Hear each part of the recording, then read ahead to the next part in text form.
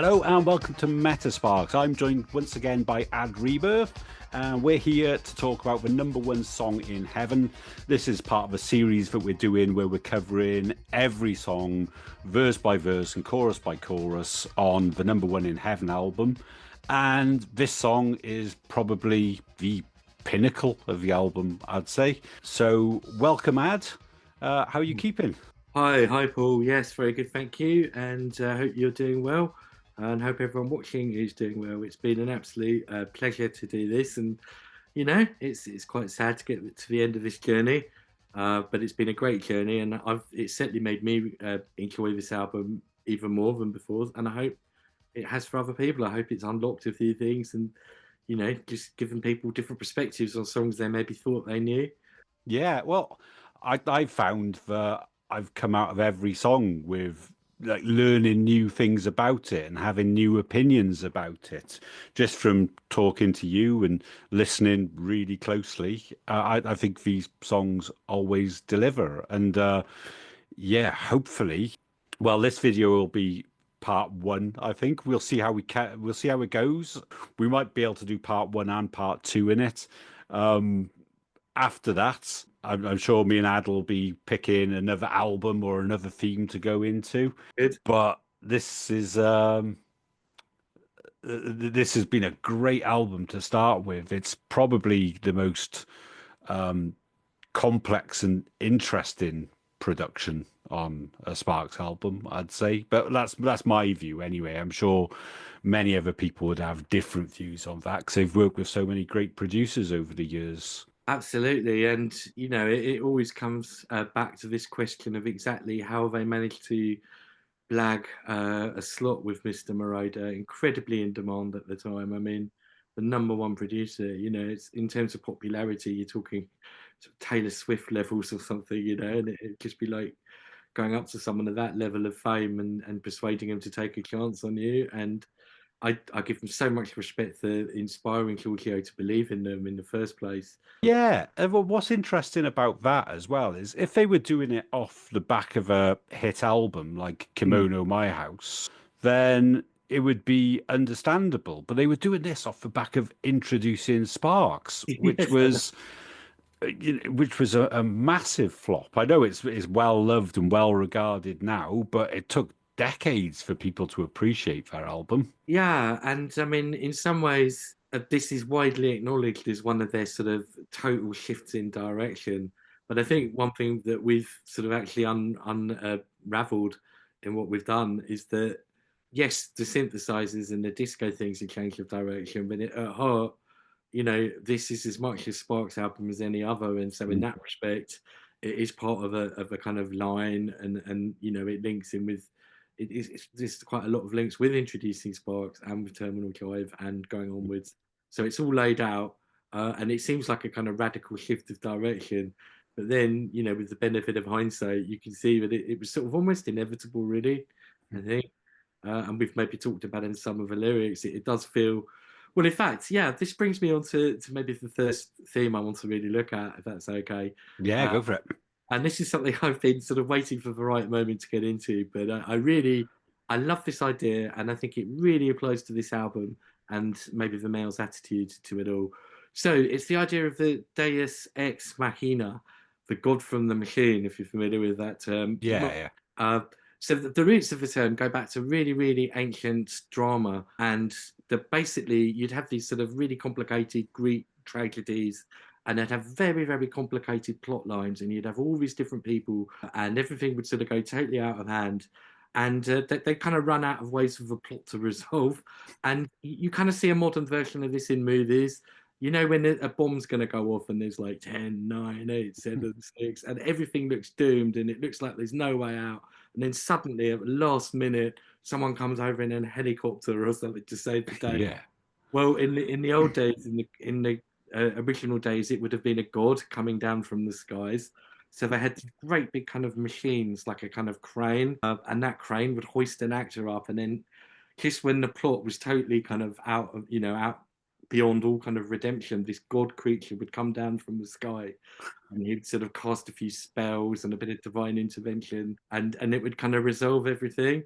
So it's become a kind of metaphor or a kind of a trope that an almost totally ludicrous 11th hour kind of redemption or being saved by something that's going to come from the skies. So my point is that I think that electronic music specifically, and I really want to differentiate that from disco because I think there's some terminology that I think at this point now we can really start to kind of look at how they've reconfigured music and how Mm, the terms that maybe existed at the beginning of this journey, they've kind of moved things around and recalibrated music. So I mm, think that electronic music itself is the deus ex machina for the males.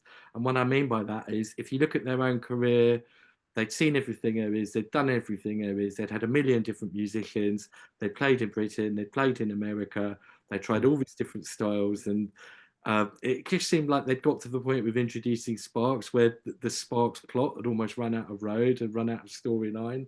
yeah. Of the Deus Ex Machina, that literally these wall-sized synthesizers, and that would have been the redemption. The males would have seen this and heard this sound via things like I Feel Love, and wow, this could save us. This could put Mm, everything right. You know, this is the plot twist we need. And so to me, that the spirit of electronic music being a kind of lifeblood and a salvation for the males. And like I say, I really want to separate it from disco because last time we were talking about the fact that the genres that we look at today didn't really apply in those days. And we mm, talked about how kind of rock and disco were very separate. And, you know, it was pretty sort of naff for a rock band to go disco, if you like. And, mm, you know, disco bands weren't known for the kind of rock sensibility and the kind of lyrical topics that maybe you associate with rock. mm, So, in that respect, Sparks blurred the boundaries of rock and dance. But I also think it's we underestimate how they brought electronica into the mix and mm, one final ingredient because I reckon there's four elements that basically create synth pop, which is what this song and album do. And the four elements to me are yeah, basically pop because it's synth pop. It has to mm. remain a pop song. We've talked about how it has to end up as children singing in the street. So a fundamental component of this is it's not too kind of wangy. It's it's experimental, but always coming back to being pop.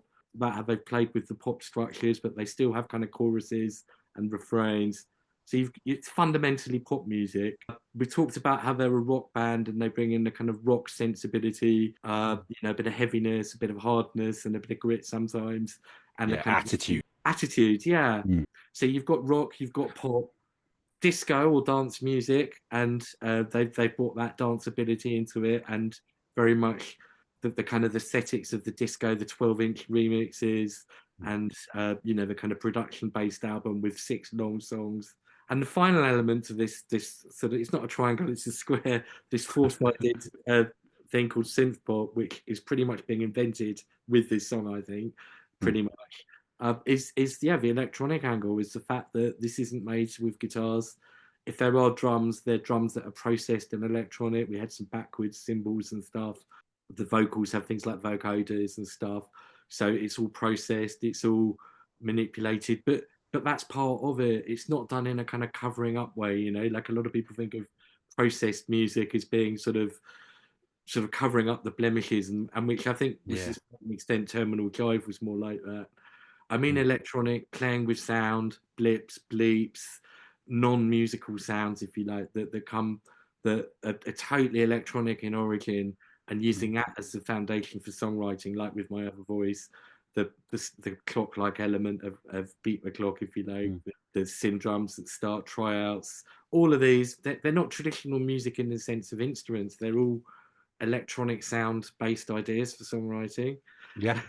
So there's a lot there. Sorry, you can edit that down. No, no, that's I think that's really well put. I It's think yeah, yeah, yeah, I love the Deus Ex Machina way of looking at it. That it was this huge at that point it would have been like the end of the story, wouldn't it? Where they come in and they're saved, yeah.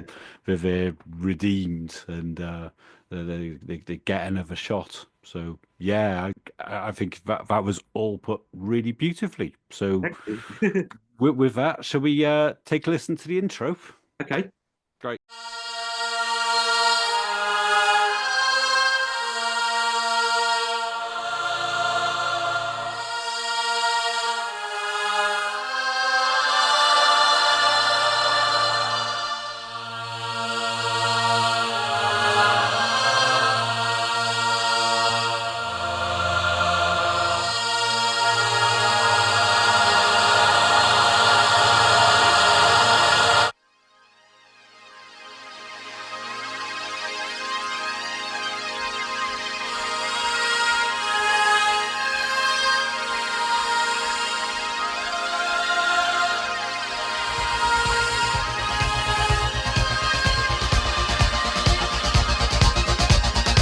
So that was the introduction to the number one song in heaven, and I absolutely love that. I think those sounds couldn't be more fitting for a song about heaven. It's so angelic.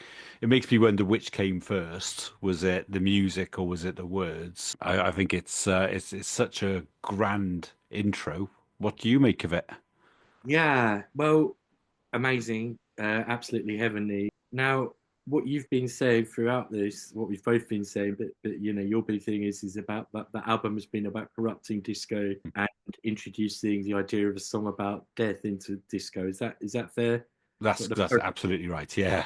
Okay, so the question is, at what point did this concept come into play? Was the whole did they go into this sort of knowing where they wanted the album to end up, or did this kind of happen on the fly? I don't know if we'll really know, but it certainly seems like the summation to everything they've done before. We've talked about the order in which they recorded these songs. I mean, it really feels like all their applied knowledge has been put into this. I'd be really surprised if it was an early one, but could be because I was just watching a documentary about Sergeant Pepper, which is also one of my favorite albums, obviously the Beatles. And the final song to that is A Day in the Life, which I think this song kind of plays a similar role. A Day in the Life is the summation of all the ingredients of Sergeant Pepper, and it's the finale, and it's a big finale. And like this, it's got different parts to it, and it's kind of it's just the magnum opus, and I think this plays a similar role. So it could have been recorded early, and then that whole album kind of a gateway to get to this point, if you like, or it could have just been the natural conclusion. I don't know, but it feels like a conclusion Yeah. lyrically and musically, I think. Absolutely. Well, I think the second verse on this song is something that I've mentioned on every single video so far because I really do think it all ties in to this concept, and I think that works both in terms of the lyrics and in terms of the music because all of the elements we get here are things we've heard on the previous songs. That they're Mm.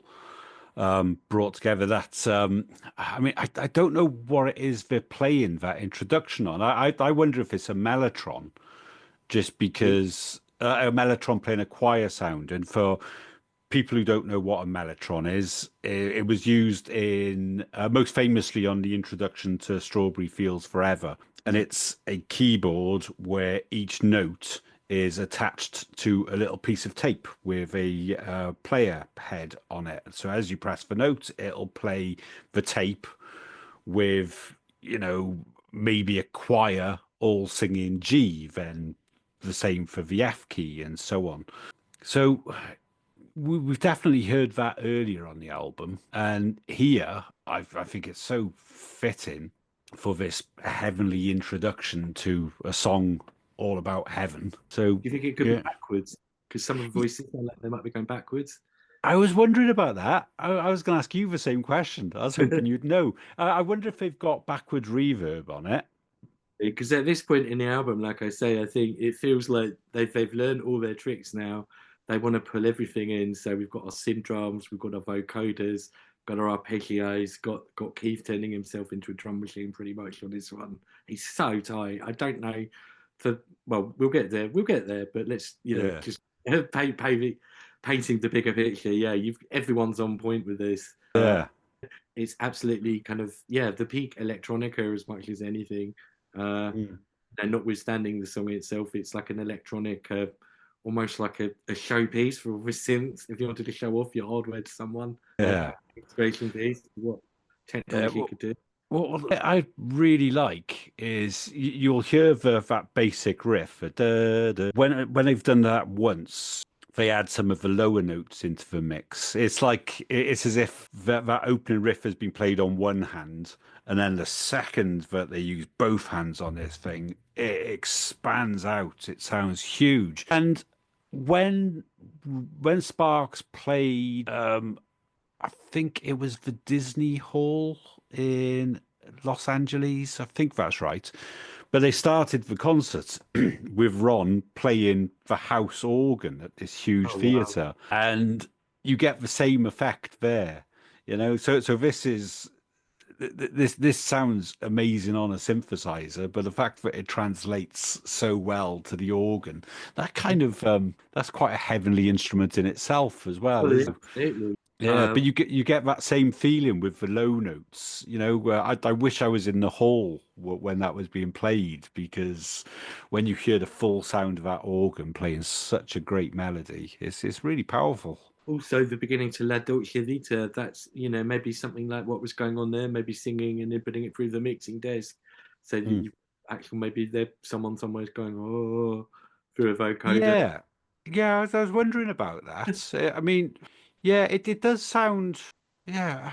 I don't know. There's something about the way each note sort of fills out as it plays. Do you know what I mean? It's almost like Yeah, the longer they hold down the keys, the wider it gets, and that might be the backwards thing you were talking about. I it makes it don't feel like know. voices, doesn't it? Rather than just an electronic a synthesizer, it does feel like voices, and Mm, this carries on from my other voice, and really that merge of machines and voices, and it just mm. sounds ethereal and Yeah, otherworldly. absolutely. And it's the way it goes back down as well, doesn't it? To that, Yeah. it sort of all compresses down to this small sound before another synthesizer opens up. I mean, Sparks are really bloody good at intros, aren't they? That's what I'll say. And it's a shame. I mean, obviously, it's kind of only natural to be expected, but there'll be an awful lot of people who've probably never even heard the first half of this because the Yeah, festival was only the second half. I think maybe on the it's B side might have had the first half, but if you only yeah, heard it on the radio or Top of the Pops, you'd only know the second half, which adds to the meta nature of the whole thing, yeah, as we shall explore. yeah, I wanted to say as well, one other area in which I think this song is so influential. I mean, I think we're talking about disco dying and dance music evolving. And I think the thing is, this song's about the rebirth of electronic dance music, not just disco into synth pop, but then the whole rave thing. We talked about the nightclub heaven, but the whole ethos. And there was one rave song that kind of follows on from this Faithless, God is a DJ. yeah, Ties in lyrically really well with this.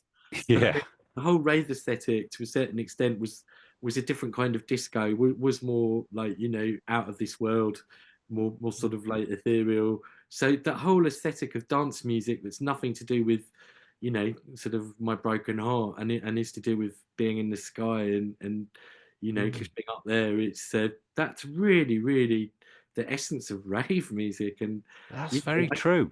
yeah, I don't think it's intentional because obviously for the males it was just a song on an album. But I've talked about this before, how it's prescience rather than influence to a certain extent. It's almost seeing things in the future and going, oh Mm. yeah, that will be a music form in 10 years from now. Why don't we do it?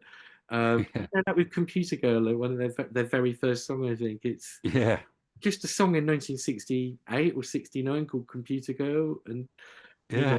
they're very prescient, and I think this song really has that in spades. It's just it really gets stuff on a very deep level. It Mm. gets music, it gets what people want from discos, and it gets the idea that the old discos are not really delivering. But there's this whole new electronic dance music that's uh, and like I say, its first iteration would be 80s, but then it would come Mm. back again, and it's still around to this day. It's called EDM Mm. now, isn't it? But Yeah, this song really, I mean, I Feel Love sets the blueprint for it sonically. We've talked about that. Electronic disco music. Again, we have to stress that Till I Feel Love, electronic music and disco music were poles apart. mm. Electronic music was guys in lab coats, and sort of 15-minute songs about kind of sorcerers, and it was very prog in essence, in some ways, Yeah, synthesizers. So the idea of dancing to bleeps like on I Feel Love, it really was revolutionary. And even by this point, yeah, there was Giorgio and there was a few people's and some of them it's sort of Euro disco, but it's still really pioneering the idea that synthesizers could be danceable. yeah, And that's yeah, what we latched onto here, really. yeah. It's absolutely true. It's they were worlds apart. I heard an interview. I think it was Steve Hillage from Hmm. Gong and System 7, but he said that one day he'd been listening to Kraftwerk for years, and he visited New York in the early 80s, and happened to walk into this big warehouse party where people were dancing to Kraftwerk, and that Yeah, blew his mind.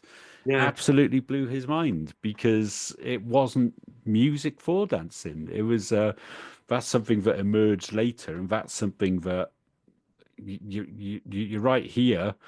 I think Sparks, building on I Feel Love, really seized that yeah. and defined it for the decades to follow. And I think what's interesting for this song, and again we'll get into it in more detail, but I've talked throughout this about what I've called hard dance music, and I think this song gives the clearest delineation yet between kind of traditional disco BPM and the hard dance BPM, because part one is disco speed, part two that increased BPM, more the kind of hybrid with a bit of a rock element coming in the Mm. drumming, and it kind of invented a new beat, Yeah, which we'll talk about with its influence, but definitely Joy Division, definitely Keith Forsey's future work, yeah, sort of rocking, dancey, poppy, synth pop that was just you still dance to it, but it's a different kind of beat, and it's not as four on the floor. It's still four on the floor, but it's not. It's just different. We'll get to that, but yeah, the song really kind of reinvents dance music, I think, as you're yeah, while you're listening. yeah. It says Well, goodbye to the original and then hello to the new. this is there is a lot to get through with this song as well. With both parts of it, especially there are so many different sections, different ideas. It's really dense with ideas. I think this song. Very quickly before we go on to the next section of it, which is your favorite, part one or part two? I like the totality. I really do. I think it works because of the concept of the song. I mean, I can see why they did put part two in as the single, but it's again, I refer to A Day in the Life. It's like saying which bit is best to that. It's the contrast of the two opposing elements and the Yeah. together, and the fact that the whole song is about this transition, isn't it, from life to death, from Mm, state A to state B. So mm. the switch is what makes the song in a way. It's like saying, imagine which is your favorite of Bohemian Rhapsody or something. It's so Yeah. come so Well, together that it's very hard to. yeah. Well, the thing for me is I got the album Plagiarism, which is where they re-recorded all the hits, Hmm, before I got Number One in Heaven. So that has both songs, of both course, yeah. parts one and parts two, completely separately as individual songs. So I've kind of always thought of them as two separate That's interesting. songs altogether. Yeah, I remember the first time I heard that transition, and that blew my mind the way it brought them both together. Yeah. But yeah, I always think of them as completely unrelated. And Not completely unrelated, but you know what I mean. well, I mean, you mentioned plagiarism, and obviously on that one, as you were saying earlier, that it segues into Never Turn Your Back into Mother Earth. Uh, Yeah. it works really well. I really like how that works. Yeah, oh, it works brilliantly. Oh, yeah, I'll bring that up again later on that instrumental section because yeah, that's another piece of Sparks magic. I always feel sycophantic with how many things I point out on his channel that I absolutely love about Sparks, but I can't help it. These records are filled with these moments of genius.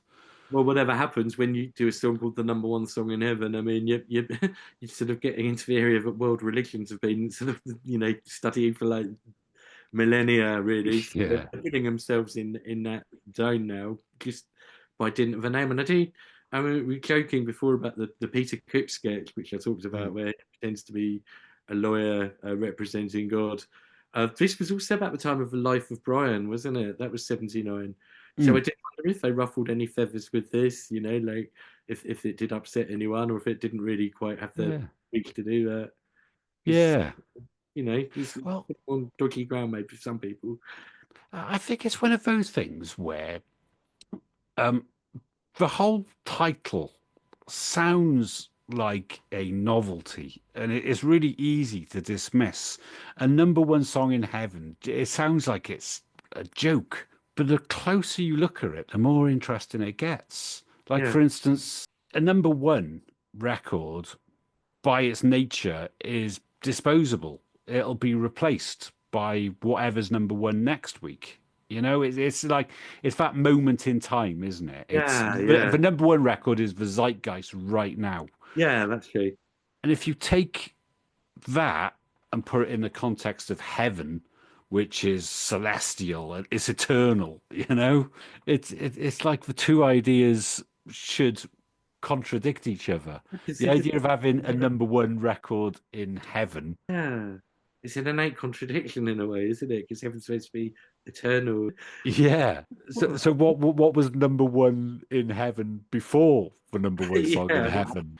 Yeah, there's a lot of things that just sort of wreck the brain when you try to think too hard about it. Yeah, I think it's a really nice concept, and it's one that yeah, it's so easy to just put it down as being like quite a smart aleck title, I mm. suppose. But I think the music makes it so much more authentic because you could put the same lyrics on totally different music and it would just sound like, oh, heaven is a place on earth. Great song when it is, but it's Yeah. music doesn't sound like heaven in any way, does it? Yeah. Most or heaven is missing an angel, any song, One Night in Heaven, Mm. that pop songs that have the word heaven in. This is the most heavenly of all the heaven songs in terms of sonic Yeah. heavenly. Yeah. Production, certainly part one. Part one is, yeah, it does feel celestial as hell, even though, as I'm going to go into later, I'm convinced that this whole thing is set in a nightclub and Okay, it's sort of wearing the clothes of being in heaven. But that's something we can get onto later. okay, So we've had that nice celestial intro yeah, where it sounds like choirs of angels, so it's yeah, really apt. So now let's go into the next section where yet again we've got the beats fading in. This seems to be something they do a lot on the yeah, album, having the yeah, groove fading in. It yeah. makes me wonder if maybe there was some technical reason why they were working around something to, Well, I I mean, don't there's know, a but couple of cases where with Beat the Clock and with Academy Award it comes straight in. So it shows that if they wanted to, they could. yeah, Obviously, with the second half, that all comes crashing in. Uh, yeah, just to say as well, what happens is those first choir voices just stop dead really yeah, suddenly and unexpectedly. So you got this really angelic mood and it's really pastoral, and then it just stops, and it's kind of a jump scare. It's like, oh, what happened? yeah, And then it kind of fades back in again, but it's just a bit faster this time. That the speed of the voices, and then you got that really lovely high drone synth noise, and it's pretty much it's solid one note, yeah, and it's I think it's got flange or phase on it or something, so it's really nice and kind of warpy. You know what I mean? It's yeah. another defining part of this album and its influence on the kind of rave aspect of electronic music, the analog, the quality of analog synths that they do have this sort of round, weird, uh, funny sort of thing about analog synths. I've noticed this before is that it's kind of organic yet electronic, and it's really hard to explain. But Mm. the beginning of this, it's not it's it's electronic, but it doesn't feel cold and robotic and mechanized, does it? And I think No, all this opposite. album, I Yeah. think of electronics in really different ways. That Sorry, say that last line again. That so, just cut out. I think we're just at the point where I'm really starting to appreciate how different the use of electronics is in all these songs, and that Mm, although it's synths and vocoders, that the mood and the vibe is mm, so different for all the songs that they really kind of merge the use of electronics with the songwriting. So, for mm, example, Tryouts is it's slippery and it's slidey and it has this sort of clubby kind of smoothness with that big heat that we've talked about. It really kind of sounds like musically what it's doing. mm, Then with Academy Award, I talked about how the music sounds really glitzy and glamorous, and it really reflects Hollywood and the kind of so the Oscars. And then La Dolce Vita, we talked about how the music sounds like some sort of very suave nightclub, but it's got a kind of quite sinister undercurrent. Rock sounds like clocks and rushing through life. My yeah. other voice sounds like the kind of sinister side to music, if you like. So the Mm, music and the words and the lyrics throughout this album they've all been really different, actually. I'm really Yeah. different they are. Yeah, despite using the same components Yeah, over and over again, you'll hear things in this album that you've heard on previous tracks, but it never sounds like they're repeating themselves. yeah. And the moods are Uh, always the vibe they have is really different. yeah. I love what you said about the almost jump scare when the melody comes in and the melody builds, but then reduces down to this tiny. Put it as a jump scare. I think what you were saying about the influence on electronic music in general. Yeah, Well, one of the things that is powerful about electronic music and about dance music is a lot of the time it is about playing with expectations. What you'll get a lot these days is, if you've got like a build up to like an instrumental break, and you know that intuitively you know that in 16 bars time everything's going to come crashing back in and you'll be back in this song. And what you get in loads of dance music now is that moment where the crowd is poised for this drop to come in. yeah, It'll do something to surprise you. It'll put in a little half beat or a silly yeah, sound or something, and then you're back, and then the whole groove drives back in. And I think Sparks pioneered that kind of thinking. I don't know yeah, again how influential it is. I think it's just being ahead of the time, but they're really good at surprising you in this satisfying way. yeah. What you mean? So with that, shall we go to the next part of the introduction where the drums come in and the arpeggiators and Okay. yeah, let's check it out.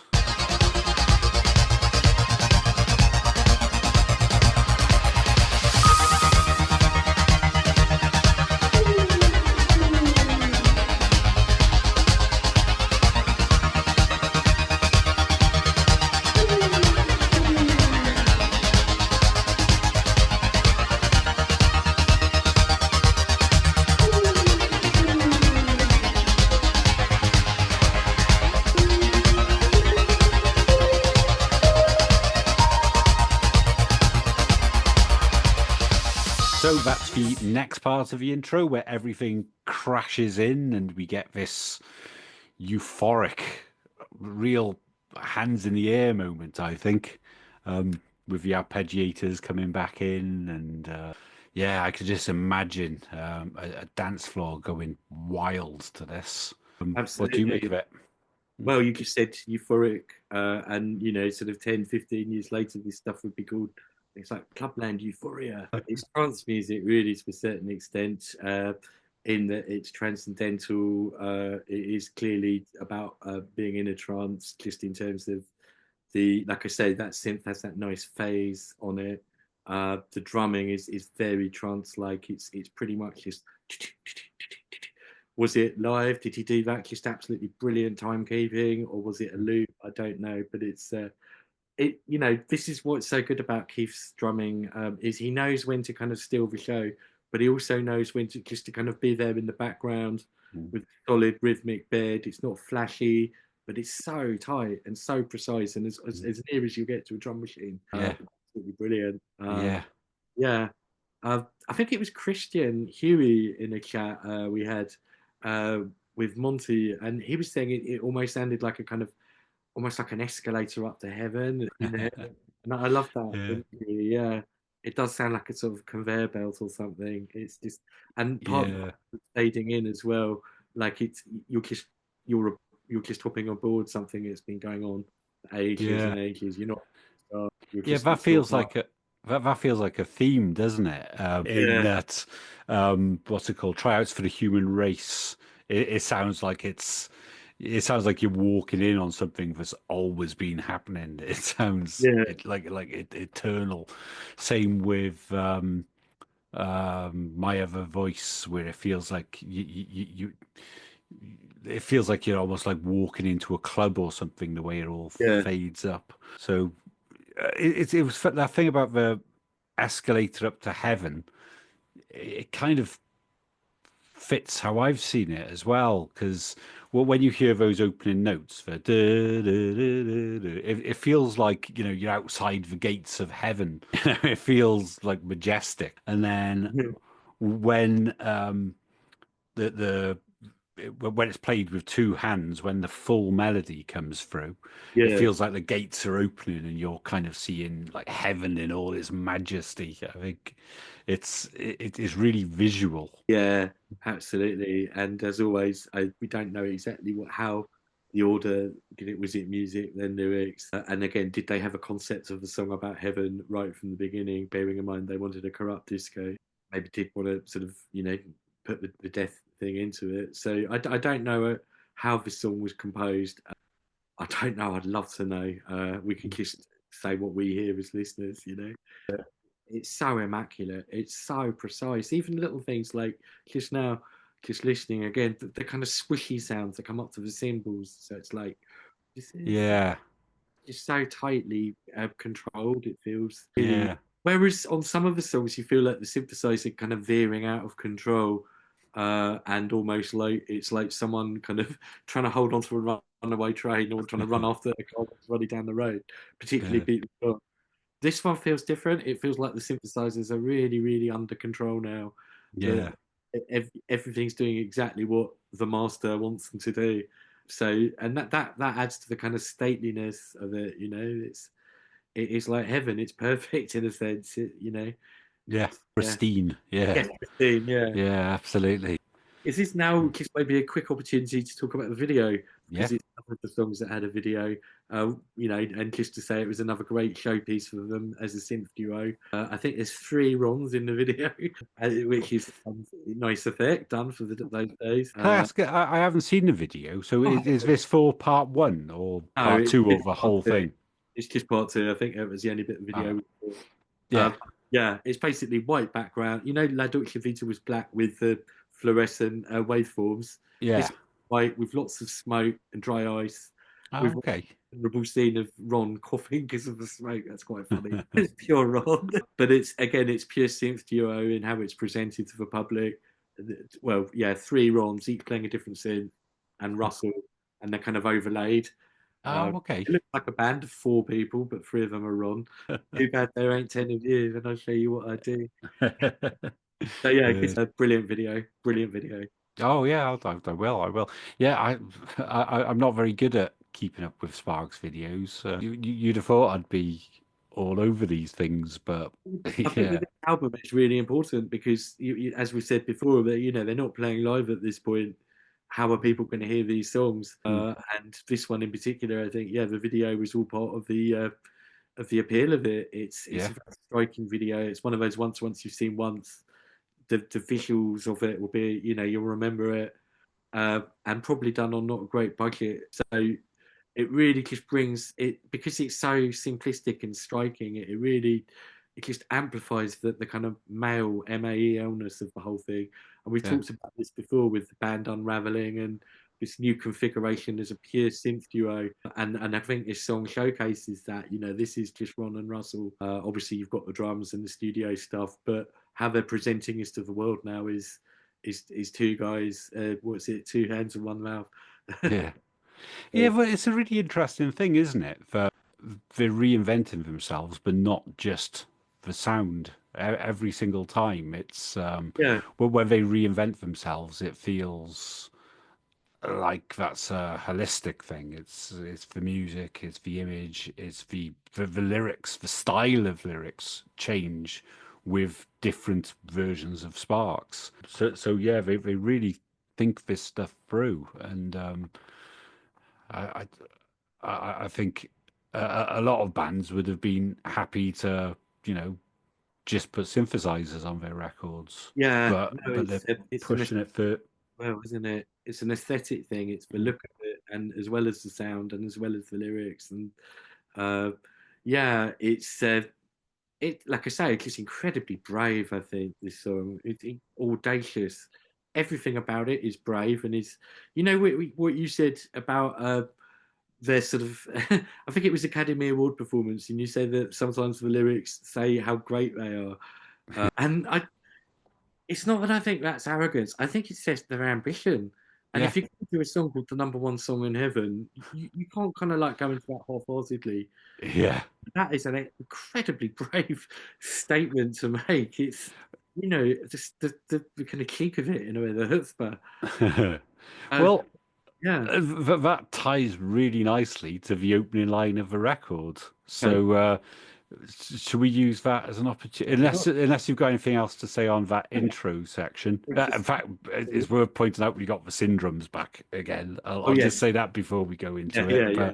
But when I first saw them, I didn't really know Number One in Heaven very well because I knew the song from the plagiarism version, but I remember watching them live and the audience singing their boo, boo. That was like a cool response thing. So Yeah. it's funny that's an iconic part of the record. I think you said in the last episode, it's a very dated sound now, but a bit of cheat, you can't go Yeah. wrong with Um, I was thinking I didn't mention them last time with my other voice, but I think it equally applies to the first half of the music so far. it. And I was saying how some of these sounds have come back about 10 years later. I think Yeah. a case point would be Air, the French Mm. band, Mean Safari, which brought back Syndromes. I think Six Yeah. has them, and it's quite reminiscent of this, pew. Yeah. And the whole sound of that album, I think, owes more than a little to certainly my other voice and maybe the first half of this. Okay. Uh, I absolutely love that album, and that's something that's never occurred to me. So well, it's straight the after vocals, this, the drums, yeah, it yeah, wouldn't. you're right. You're right. I mean, it occupies a very different world, but I think in terms of production, in terms of how they're using sounds and merging that with songwriting in particular, yeah, I think you're onto something there.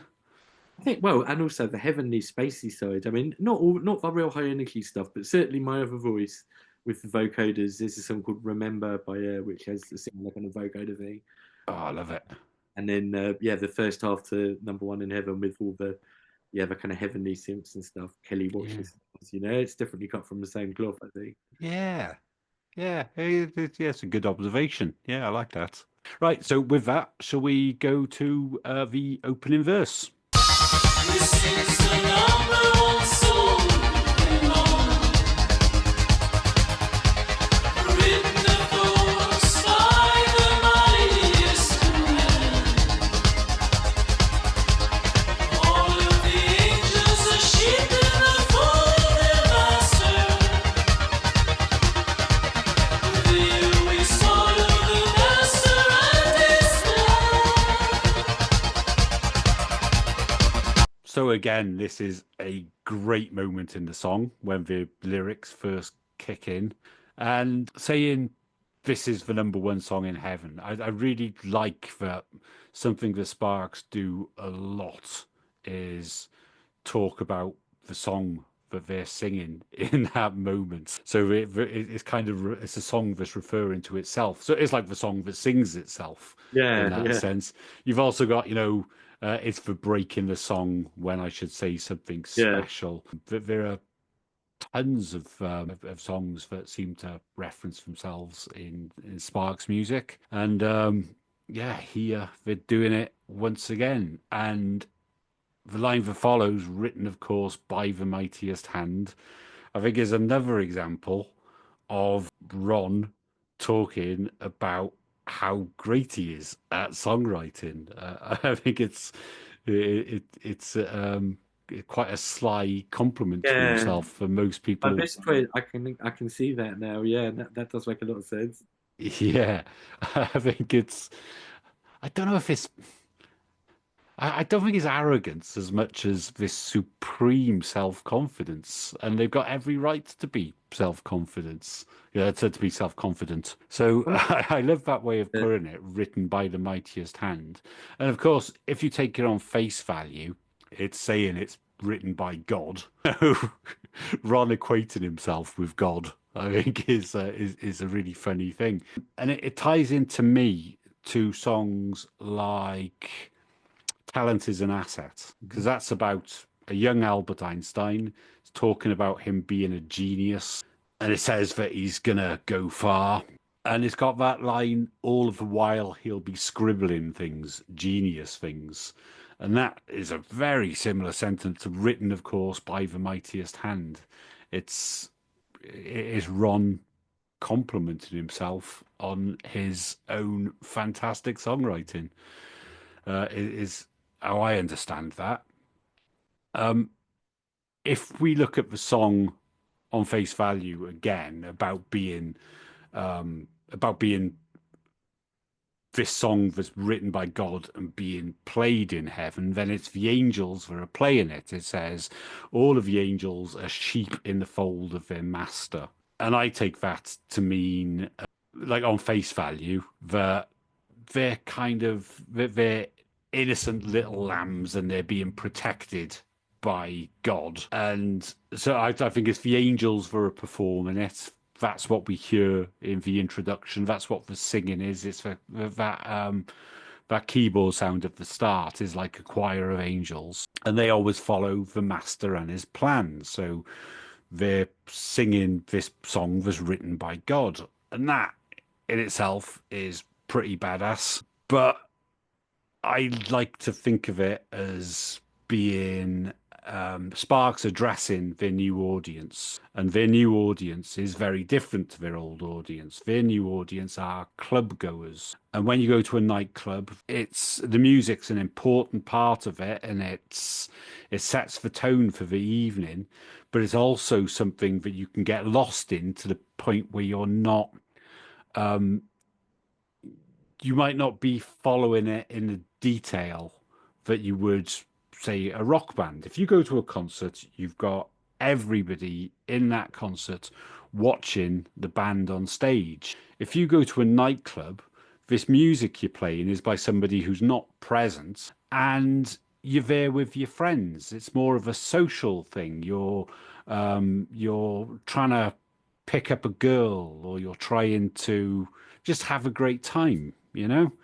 And I think it's addressing that audience that aren't really listening out for the nuance. So to say all of the angels are sheep in the fold of the master, well, I think the angels are the people in this nightclub. And to say they're sheep is a little bit of a dig in some ways. It's sort of saying that they'll just sort of follow the herd. So I like the idea that Sparks are secretly criticizing the new audience here. I think it's justified as well with lines like lyrically weak, but the music's the thing. They're dancing, they're lost in it. They don't really care what it's saying, and that's fine. So to say that they're sheep, but in the fold of their master, a fold is a sheep pen, and you know a sheep pen is rectangular. It's fenced off, so it's like a dance floor. So I see them as being they're basically sheep on the dance floor, and yeah, they're referred to as angels. And there's a later song by Sparks called "The Angels." I made an entire video on the Angels, making the case that it was basically about getting the record label to pay for Little Beethoven while Sparks were delivering balls to them so that they could keep Little Beethoven for themselves. And after I did that video, I found out that angels is a term for a type of investor who used to pay for artistic things that they'd like. It emerged from Broadway, basically, where if somebody wanted to put on a play, they might go and speak to some rich old woman who's interested in this work. So they'll sort of come to it as fans who are paying for this theatre production to be made. So they're angel investors. Because all of this will ultimately be funded by their new audience, who are people on the dance floor. You know, like they said earlier, you're the only bank that's open all night. It's a nightclub where they're able to make money. So the angels in this case, I think, are the people who are paying for all of this, which is the audience, the dancers in the nightclub who are in the fold of their master, and importantly, they always follow the master and his plan. And throughout this series and on the other videos I've made on Number One in Heaven, I've been talking about this plan to corrupt disco, which we get on the next verse, where they introduce this concept of death, which is completely new territory for dance music, for electronic music, and for disco music at this point. So they always follow the master and his plan. I think it's a great line, and there are a few ways of interpreting it. My my favorite is this idea that Sparks have this plan to play this trick within this song on the audience. So that's the plan that the audience is going to follow. But it can also be put in terms of the audience being guided through the night by a DJ. So that can be the master and his plan as well. It can be when you go to a nightclub and you've got this continuous stream of music that takes you from the early hours to the highlights, to where everything's kicking off in the early hours and then winds down again in the morning. I think it's a triple meaning in that sense. Wow. So Yeah, I mean, that's amazing. There's so much there, and I mean, I nothing really to sort of add to that other than just to say again, it's very prescient of the change, sort of different attitude towards DJs. I think people would have 10 years with the rave thing, so and I talk about that song "God is a DJ," but I think the idea people almost did it willingly. You know, people wanted to be sheep in the fold of their master with the rave thing. The superstar DJ, you know, people did I think willingly sort of leave themselves at the door if you like and go and let the DJ control your mind. yeah, So it's like I don't know, you know, the rave thing is a lot more kind of it is about the music in a different way to the disco thing. Because obviously disco is about the music, but it's like the number one song in heaven approach to dance music being about God and angels and that sort of thing. I think it's a lot more in alignment with the rave thing. Yeah, well, I think the very fact that that genre is called trance as well yeah, says a lot. That is, you know, absolutely. it's about being lost in music. It's a Yeah, genre that that's in the DNA of electronic music, being yeah, lost in music. yeah. And this is exploiting this. This is to say, those people who are lost in music, they're sheep, and it means that we can manipulate them, which is Yeah. what I was talking about in my other voice.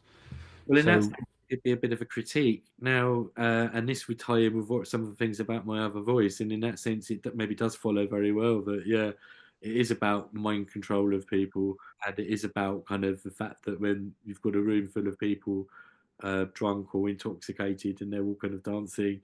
Yeah, there's. I mean, this is almost like the Wall territory, Pink yeah, Floyd. You know, it's a similar thing about what happens to a crowd of it, and obviously it's a rock gig with that, so it's a mm, different context. But it's definitely about the kind of effect on a group of people of music. yeah, And just one other thing, I think, just to tie in what we said about the sort of self-aggrandizing and Ron maybe calling himself the mightiest hand. The way I see it is Ron the man, Ron the person, Ronald has got a kind of persona in his own mm, head, which is Ron the songwriter. And in his mind, Ron the songwriter is this genius. So I think he's probably, you know, when he goes in for a coffee, he's probably not like, don't you know who I am? I'm Ron Mail.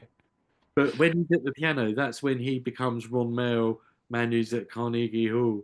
So mm, I like to think of it like that. And with if you thinking of it like that, then all these songs actually become part of his own artistic development. So mm, you've got Ron, you've got this guy going to the disco in tryouts, and then you've got him at the awards ceremony and Academy Award, and then La Dolce Vita rushing through life in Beat the Clock, and then the other voice. So yes, I think in that respect, maybe it does relate to kind of Ron's own, his own inner songwriter maybe that's his other voice. So you got the Ron that you'd meet if you spoke to him in an interview. He's always soft and well spoken and very friendly.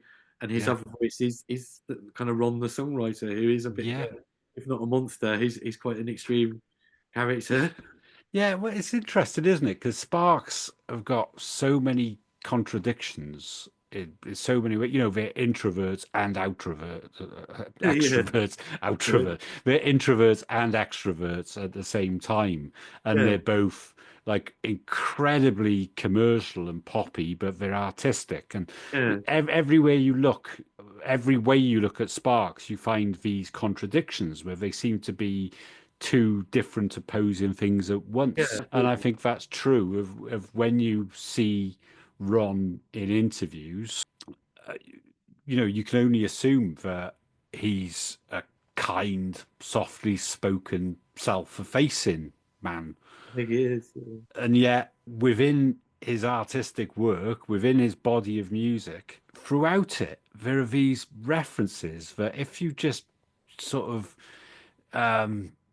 disconnect yourself from the character and attribute these words to Ron himself talking about his art, then it does sound it's very self-aggrandizing, but also I think it's justified. I mean, because these songs have stood the test of time. The songs on the albums that failed commercially, songs on albums that even Sparks fans don't like for the most part, have lasted, and they'll pick songs that are largely forgotten, play them live in 2024 and 2025, and people recognize that these forgotten songs are just as good as things on Kimono or Number One in Heaven. So I think it all comes back to being ahead of the times, just in this case, people still now coming to this album. And yeah, I mean, I think he is worthy of the self praise, if you like. But I think it's like a responsibility as well. It's like you have to practice to be that. yeah. You have to be good, and you have to come up with what was it you said about old world? Yeah, old world sensibility. What was it? Hang on, sorry. It's what is that? Oh, I know, I've lost it now. Old world sensibility. It's all of this I did for you. Silver is no Yeah. sign of you. Well, yeah, But and then I think you can contrast that with say, just because you love me, and you really helped me reappraise that, where he knows he's under par there. Ron knows that's not Mr. Genius. This is and it's genius that he can then acknowledge that it's not. It's really, yeah. but Yeah. yeah, he knows Well, that this. it's interesting that you say about how do I get to Carnegie Hall as well, Yeah, because that's the other side of it. It does say it's technical facility, old world sensibility, all yeah, of this I did for you, still there is no sign of you. And that is referencing like how great they are in the same way that earlier on this album on Academy Award performance. It's well rehearsed, clever lines, well produced, well defined, talking about itself. But all of that is a product of hard work. Like, yeah, absolutely. they said James Brown was the hardest working man in show business. So that's bullshit. Ron and Russell Mael are the Yeah, hardest working men in show business. yeah, And that's throughout their music as well. So this yeah. genius and hard work combined Yeah. is Improvement, and this is another theme. I think we've talked about this before, but it's something I've noticed is tips for teens, sports, get in the swing. These sort of songs about come on, work it up, get better, yeah, get better. You got to yeah, up your game, you got to up your game. I would a great performance, do this, do that. So performance, performing well. It's another, it comes back again, and I mean as well. I just think as well that. Russell's voice is purely angelic, and how mm, he sings it. I've throughout all these songs, I've talked about the case of the person I, me, you, and stuff. And so this is yet another one where it's non-cookie cutter.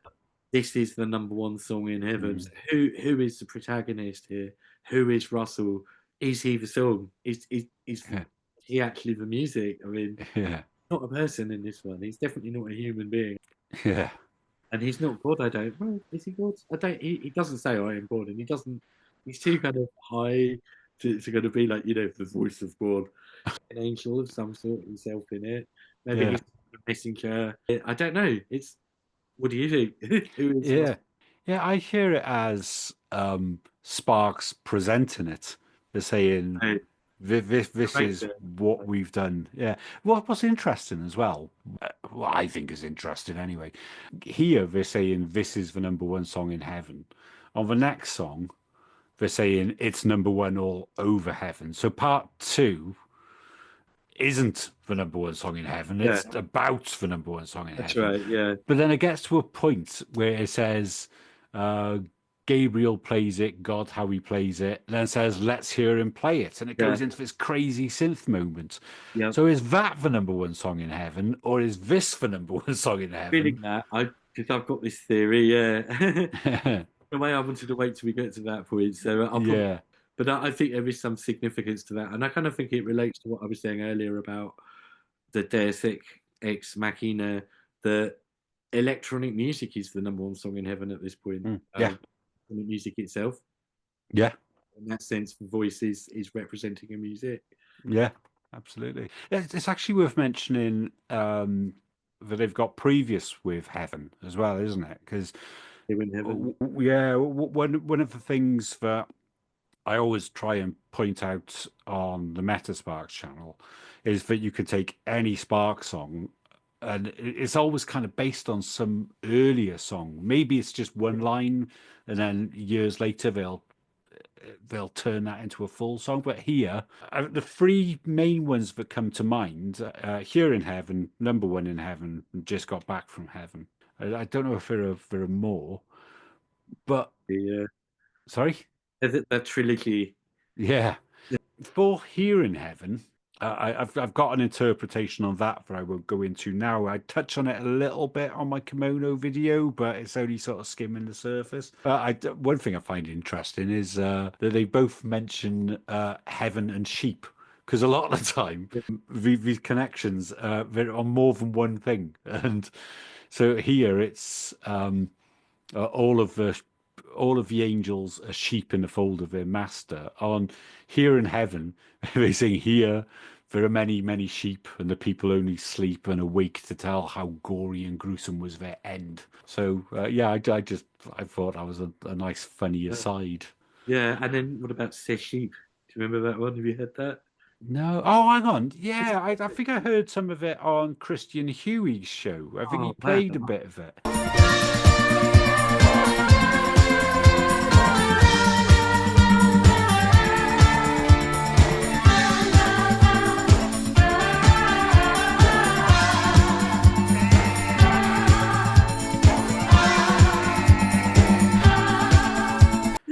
Well, have you heard of the guy Adrian Muncie who did it? This is a bit of a side, but it is about sheep, so it's kind of on top. Yeah, yeah. And it was done at the same time. I think it was on Virgin. So, I mean, talking about them being busy, they were doing Noel not long after this, if not even simultaneously. Obviously, they were doing this. So, Adrian Muncie, he's best known for a clip called The Lost Sheep, which is basically him and a full orchestra.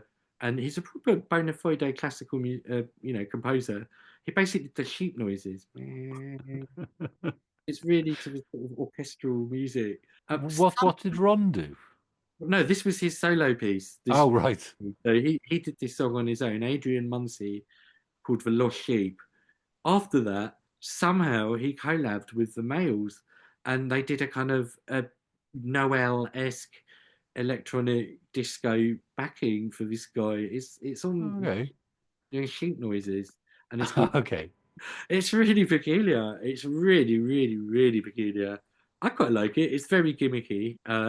It's kind of a novelty song, but take the sheep noises off it, the music would be great. It'd be like a kind of missing link between this and Noel. So it's definitely another case of the Males proving what they could do without Moroder on the electric thing. And it's a real shame. Yeah. It's only just got sheep noises on it. Just a bit of a bide, but we're talking sheep, so there you go.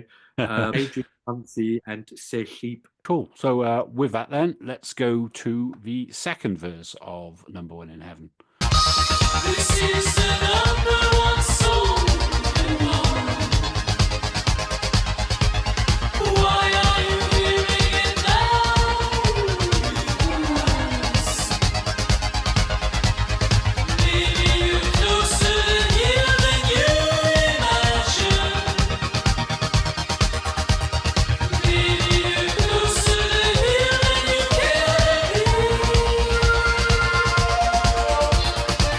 So that's the second verse of number one song in heaven, and this feels like the verse that I've been talking about on every video so far that we've done on number one in heaven, because this is the moment where they introduce the idea of death into a song for the dance floor in quite a subliminal way. Even though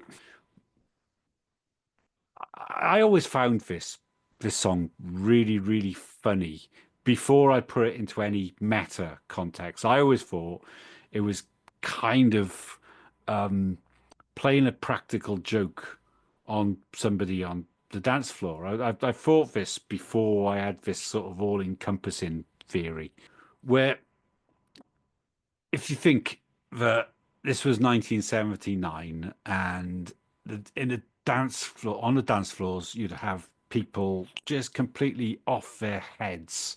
It's all about escapism, euphoria. So there'd have been a lot of drinking, a lot of cocaine. I don't know if ecstasy was about at the time. I think I got a feeling that came a few years later. But you know, these were places where people would go take lots of drugs. And I always loved this idea that you've got the angelic voice of Russell Mael saying, "Why do you hear it now, you ask? Maybe you're closer to here than you imagine. Maybe you're closer to heaven than you care to be. So maybe you've taken a few too many drugs tonight, and maybe this lifestyle is going to catch up with you." I always thought that was really funny, just because Ron and Russell are known for being teetotalers. They live these clean lives. We were talking in the last episode about them being what would these days would be called straight edge, and just not rock and roll, or kind of rock and roll in its in that they're being who they really are.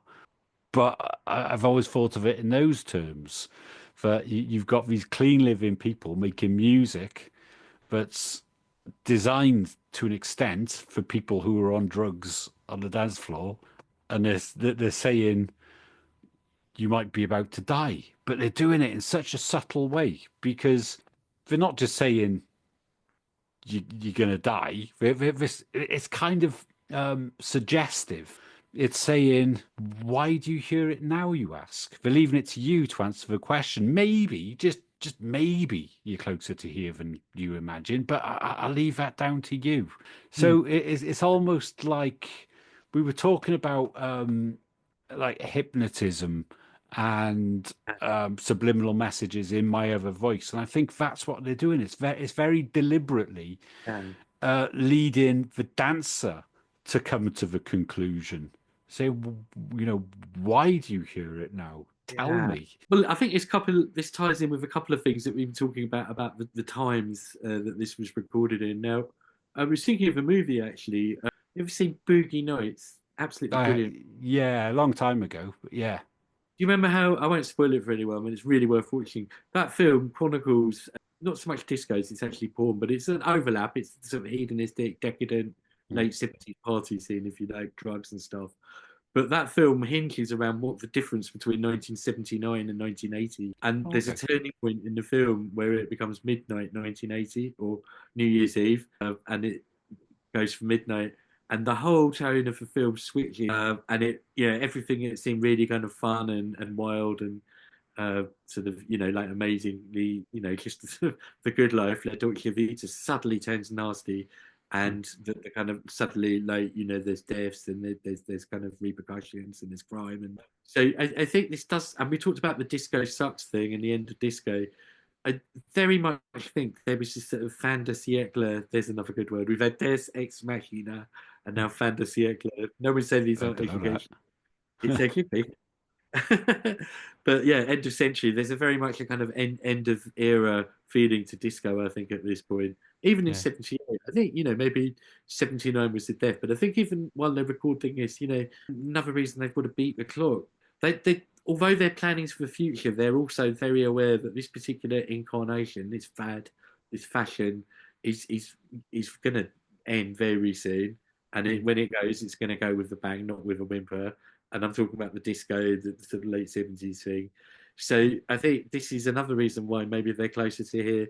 It could be aimed at people who's not quite bought onto the changing zeitgeist yet, and Yeah. they're stuck on that kind of old 70s disco paradigm, and yet they're kind of saying, "Come on, wake up! This era's got to change. It's coming up from the 80s. Computers are coming. You're about to. It's going to be a very different world you live in. Music's going to change." And as I say, a critique of the music business, maybe, or elements of it, the more reactionary parts of it. Yeah. I often feel that. I feel like a lot of their stuff is a kickback against the squares in the music business. And we're talking about what makes someone rock and roll. Yeah, I think you can take loads of drugs but be very conformist and very kind of reactionary musically. No names, but I'm sure we can all think of bands like that who Yeah. the more drugs they took, the more naff their output. They even managed to stay together. And so I think in terms of being rock and roll, it's about the FU to the record company and the man.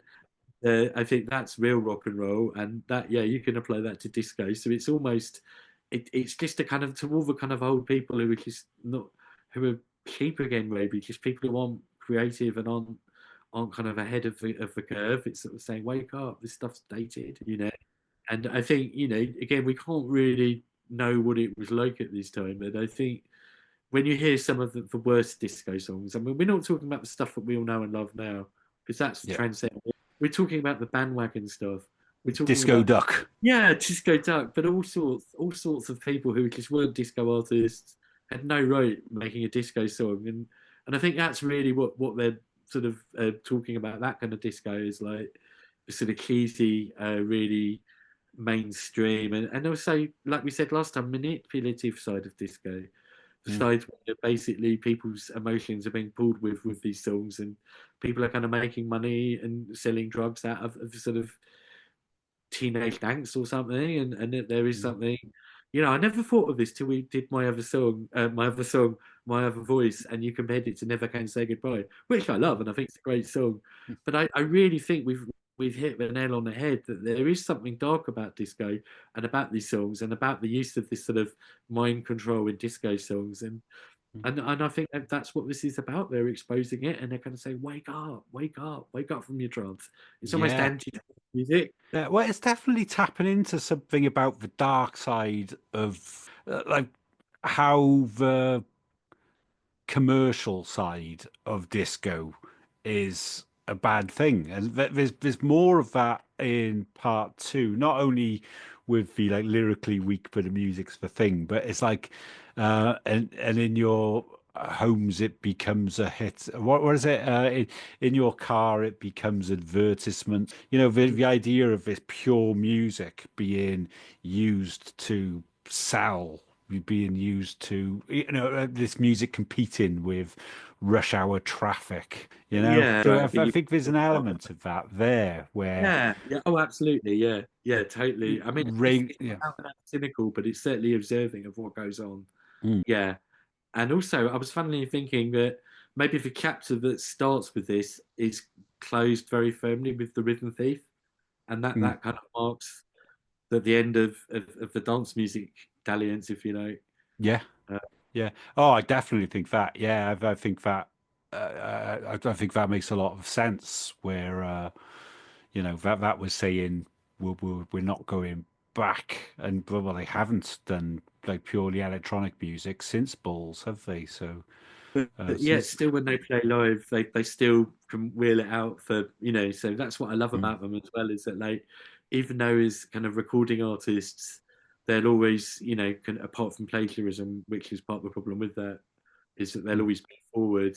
When they play live, they can kind of flick back to disco or to whatever, and it's still there in them, isn't it? It's like they Yeah, never lose the ability to kind of still make music that you can dance to, if you know. yeah, They might not put records out like that, but they've obviously still got. It's it's almost like Talking Heads. It's what I call awkward funk, kind of yeah, geek funk, if you know, where it's so. And Ron, I mean, I think that's the whole point of his presentation with this album and this song again. The video is the stiffness of him. Mm. You've never seen someone make dance music who's as unmoving and rigid and upset Yeah, as him. And so I find that a really interesting paradox. And again, maybe there's a bit of craft work in that with the he's almost a human robot in a way, Mm. how he presents himself. So you've got this really fast dance music or dance, adjacent music. Yeah, Ron himself is going out of his way to be really kind of stiff and buttoned up, and they're Yeah, presenting it as such. Obviously, yeah, Russell dancing around. So yeah, that in itself is another, how many other disco acts look like that or presented their music like yeah, yeah, absolutely. Well, even just the format of just having the that? two of them Anyone was doing that? groundbreaking. I Sorry. think I think this is as still as Ron gets in Number One in Heaven. Mm. Even he's never even quite as still as this, even in like Kimono era stuff. Yeah, Even a bit more animated. That I think Pete Ron motionless is Number One in Heaven.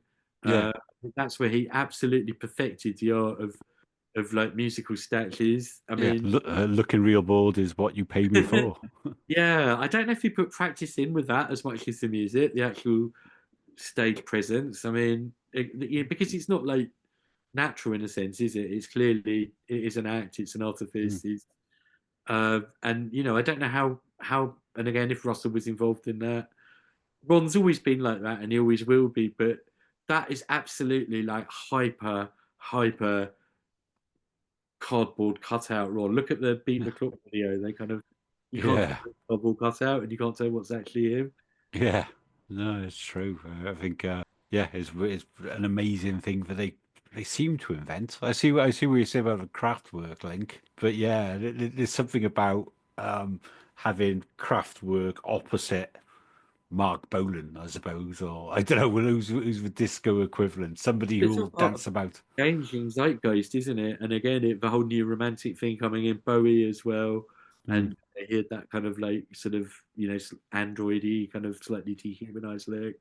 So you had all this sort of stuff. We've talked about the space stuff coming in, in things like Star Wars. There was that song, was it Automatic Lover? Things, the one about the robot, Love, if you've heard that.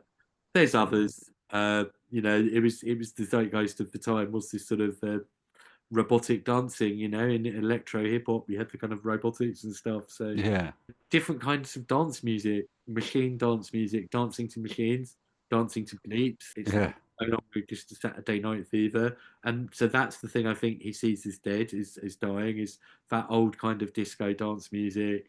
The mm, new thing is kind of being robots and being angels or whatever, just stuff that's sort of ethereal and out there, and sort of mm, not normal old fashioned 70s disco, yeah. but the definition of 80s pop, really, that you would see, yeah, you'd see in people like the Pet Shop Boys with the standstill thing, Joy Division, again, we've talked about. So, yeah, Human League, Depeche Mode, Ultravox, I could go on.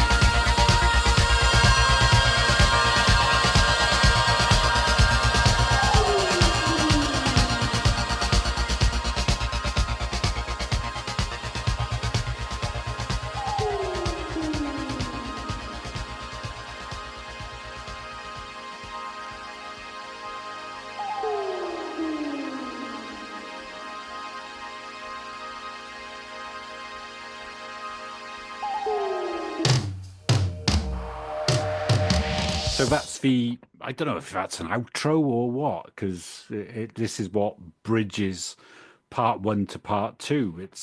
I love that in this part of the song, it feels like they're letting all of the elements rip. You've heard all these different parts of the song earlier on, and here they're just running with it.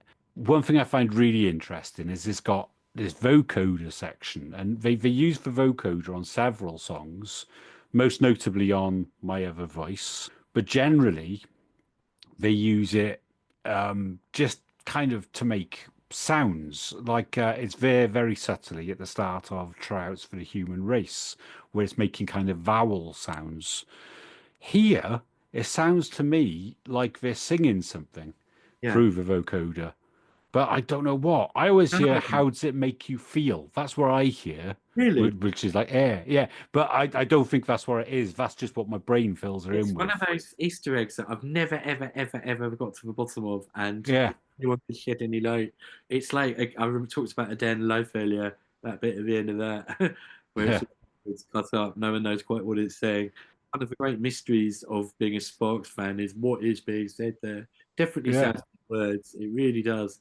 And it's almost like they don't want us to know yeah. consciously.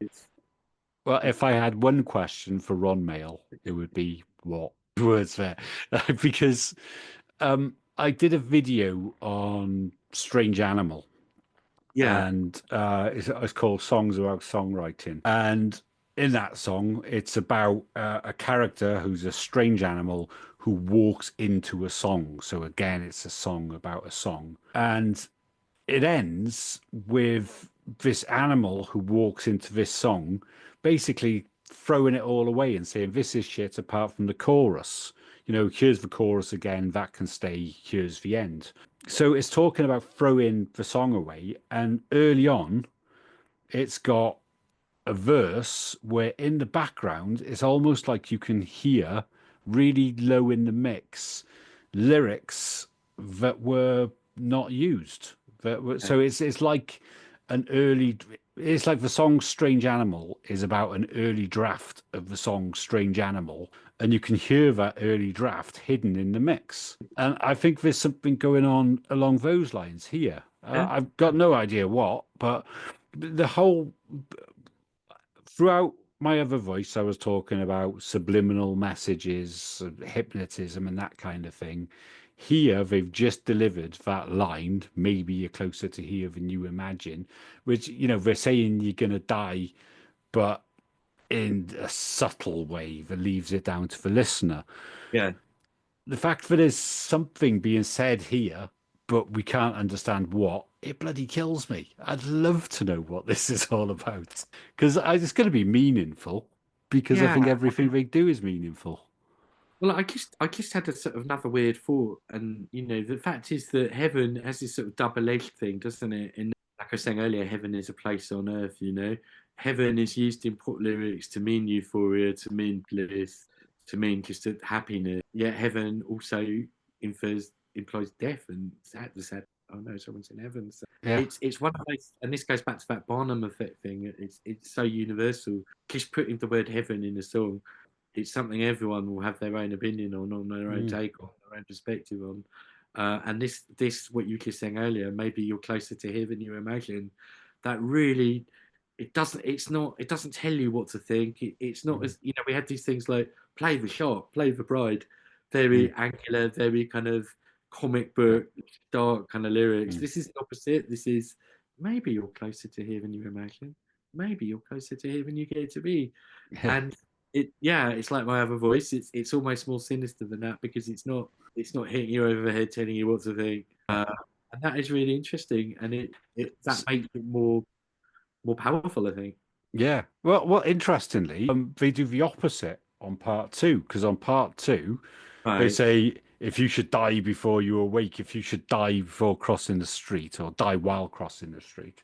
And that is about as direct as you can get. Yeah. But it's a song that's designed to compete with the morning rush hour. It's designed to be heard in cars. It's sort of blink and you'll miss it. So they do that Yeah. right at the start of the song, a reference to death. And then they don't go back to it. So I think they're sort of playing the game both ways. They're doing it in this really subtle way at first, and then they're knocking you over the head with it in part two, Well, which it's kind of almost like, suits.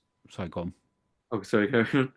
No, I was going No, to say it kind of suits the rush you get, with all, but we'll get into that in the next episode. But yeah, this is that's two references to death in electronic songs, and then after that, it's "Dancing is Dangerous," where they say Dancing is Dangerous, Gently Embraces Us, then Won't Let Go till the End of Our Days. So, you know, that's if you're reminding somebody about the end of their days, then that's reminding them about death.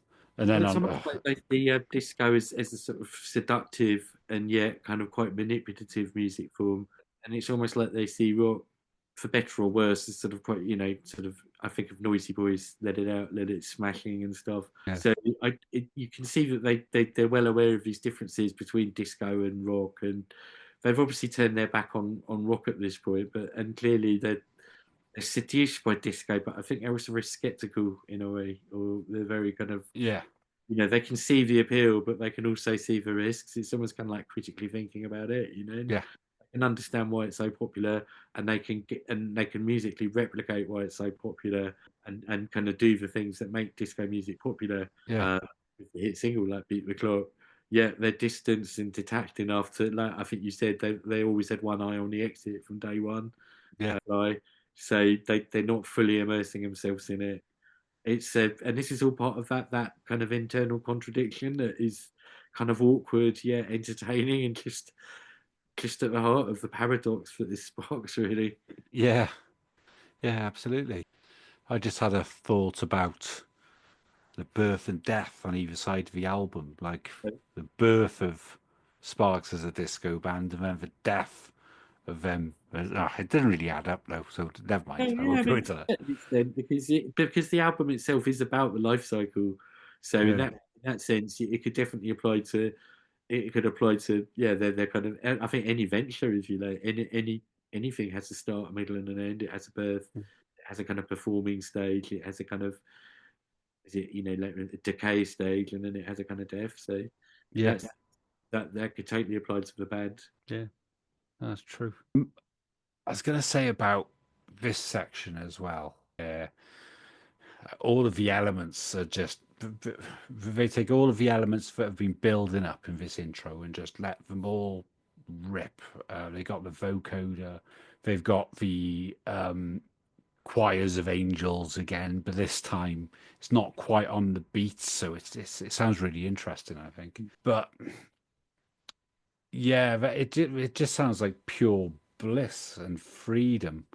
Quite Oh, freestyle parts, isn't it? Or quite free form, should I say? It's it feels like it's quite sprawling. It doesn't mm, feel like it's as tight in a deliberate way, and that adds yeah, to the spaciousness and the expansiveness of mm, it. It's not boxed in. It's yeah, out there. The notes might take a bit longer to come in than you'd expect. Some stuff's way back there. Some stuff's suddenly mm, close. Really free. yeah. Yeah, it feels like they've got everything plugged in the studio and they're just Yeah. riding it. Yeah, it's a really magical part of the record. But here, of course, everything compacts back down again Hmm. to just like the single notes and the syndromes. Boo, boo, boo. Yeah. And that's such a great setup for what we're going to be talking about in the next episode with the drums coming in. But um, I really love um,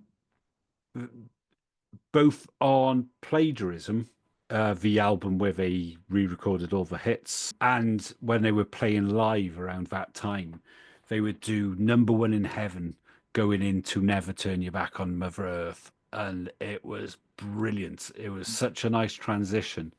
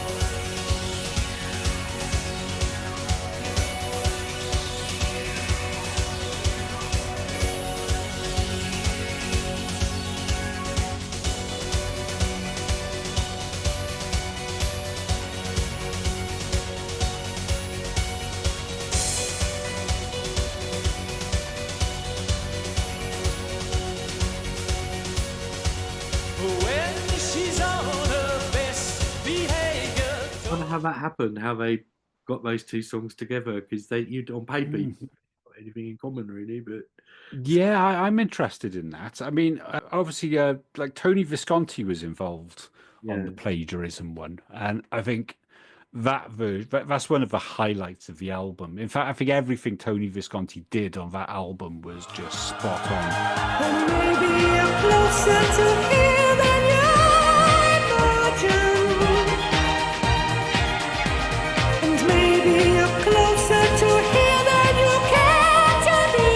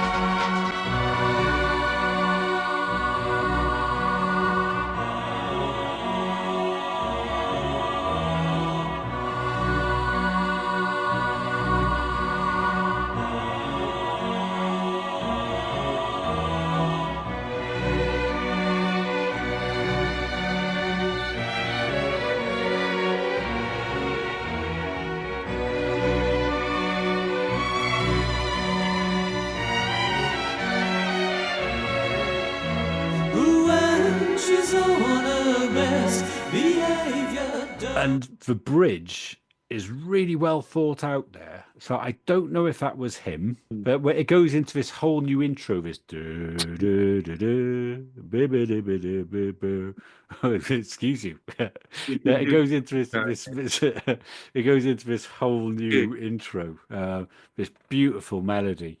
When they would do it live, it was the same. It was still transitioning from number one song in heaven to Never Turn Your Back on Mother Earth, but it kept that beat.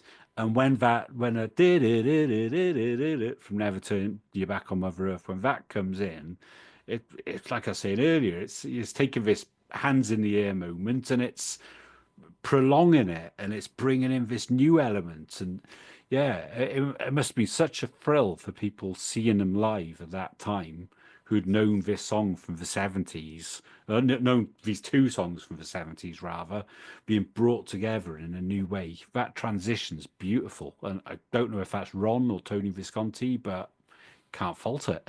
What do you think of the plagiarism version with Kimmy Somerville? Oh, yeah, I really like it.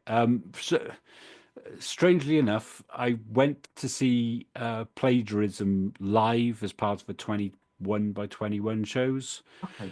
and Jimmy Somerville came on stage for that. And Yeah, did they do the songs differently, like for when they did them the first time? yeah, as ever, they went further than you need to. So they did. Yeah, they had a string quartet on stage with them. Oh. Yeah, they were faithful. The orchestral songs on Plagiarism they did with the string quartet and the keyboards. I think this song lends itself to the classical sound incredibly. doesn't it? Yeah, when Jimmy Somerville came on, though, I've never been a huge fan, but I have never seen anybody as happy to be on stage. Really? He was like awestruck, I think. Wow. Yeah, he's obviously a massive Sparks fan, and his face was beaming. It was so Yeah. infectious. Wow. Really, really great performance, and his falsetto it can rival Gosh, I Russell's. reckon, yeah, were there easily. any windows left in the building at the end of that? Yeah. So that version, I think Jimmy Somerville does a good job of it. I think what they did with part one on plagiarism is much better than what they did for part two. I think part two I'm not that keen on. Well, this fits into my half Lil Beethoven, half Balls theory, the two parts of the song, maybe. Yeah. Yeah, that makes sense. I think- like that way of looking at it. Yeah, it does bridge the two albums, doesn't it? Despite yeah. coming before either of them. Well, I think the Give Me Something one was probably my favourite of all the collabs on there because I didn't really like the Erasure one, even though a big Vince Clarke fan. So I liked some Erasure, but I didn't like what they did with Amateur Hour. It sounded really kind of clinky plonky. Yeah. Somehow it should have worked and didn't. I don't really know why. There's something about it. To me, it sounds like it's too much on the beat. It sounds, yeah, it needs a bit more sort of swing to it, is what I Yeah, think for that. and of the two Faith No More ones, I definitely prefer Something for the Girl. Yeah. I don't really like This Town. Well, it's okay, but Yeah, uh, it's a big step down from the original, isn't it? so Whereas I think everything for the girl, so something for the girl with everything. The end of it, I think Mike yeah, Patton is yeah, I one of agree. the best rock singers. He's got a fantastic voice, and when he's going for it at the end of something for the girl with Yeah, everything, oh, it's so funny. It's brilliant. I think of if I'm not mistaken, the number one song in Heaven Part One was the first single. I think it made the top 40, not very high, but it pretty about 30s. And Yeah, there was a video for it, which was a pretty good video, I think. yeah, with the big wheel. It looked That's like the right. third Yeah, man, didn't it? Like a third man takeoff. yeah. So I wonder how many people first came to the song via Mm, that version of it. Uh, yeah. Has anyone done any covers of it? I've heard some kind of Sparks tribute bands, and we talked about Joy Division as well. The second half we'll come on to. Mm. But I'm trying to think if there's been any actual covers or samples of it. I have heard covers, but again, not by bands who are very famous. I think there are more covers of the second version, actually, but Yeah. But that hmm, said, I mean the general theme, like I say, about the dancing in heaven thing, it is such a progenitor of a whole rave culture and aesthetic. hmm, Maybe part of that was the fact that there was lots of drugs and things, and maybe there was an element of risk and that kind of uh, danger to it that maybe you could in that respect maybe it is very prescient and it is yeah, of a warning. Be careful what you do because yeah. you know maybe it's an anti-drug song. Yeah, I think there's an argument for it. I really do. I think in it done in a very unobvious way, but yeah, the idea of I mean, Sparks are fascinated by audiences. It's something Yeah, they reference in their songs. In a net, it's a big thing as well. But I think um, a lot of the time they're talking about what their audience, or how, a lot of their songs are about how they interact with whatever audience that version of Sparks is being aimed towards. And to do that with something I'd guess is completely alien to Ron Mail, which is a nightclub, because he doesn't seem like a nightclub sort of person. Then yeah, I think it's something really funny about the idea of he stands in judgment of that. again this is so pioneering because again nowadays we kind of associate almost electronic dance music with being a bit geeky Yeah. sometimes. We think of these guys like you mentioned Orbital and stuff. You think of these guys behind these massive great synths and stuff, yet people are raving and they're off their face and and so in that respect I really do think this is one of the first examples of that sort of geek rave, geek dance Mm, music for people who like the idea of dancing, but maybe no neurodivergence I've talked about, mm. don't feel comfortable with discos, and who kind of see through the kind of the social front of it all. Yet they still are intrigued by the sound of this music, and Yeah. because Well, they've kept that for a long time. The mm, electronic age, they did ditch it in the end, but yeah. it was flash in the pan for them. They kind of veered off. They veered off for two albums. Well, we talk about Terminal Chive as a weird one, but they totally kind of rebelled against what they'd just done with Womp and with Angst. But then with Cool, with I think he Sparks in Outer Space. I think they really brilliantly merged electronics, dance, and rock again. I Mm, think somehow that album, for me, I can't put my finger on it, but to me, it just distills down the spirit of Number One in Heaven, musically, really, really compactly and really sleekly and efficiently.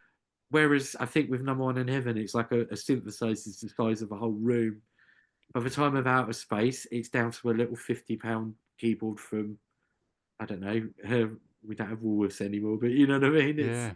That's what, and I think a lot of that was to do with how synths and had technology had miniaturized so much in that period. So that really, the Number One song in Heaven, it's almost, it barely could have even been done. You know, the minute synths got all portable, I don't Mm. think you could have done something as epic in scope. It Yeah. really captures a very specific moment in technology as much as anything. Yeah, that's a really interesting way of looking at it.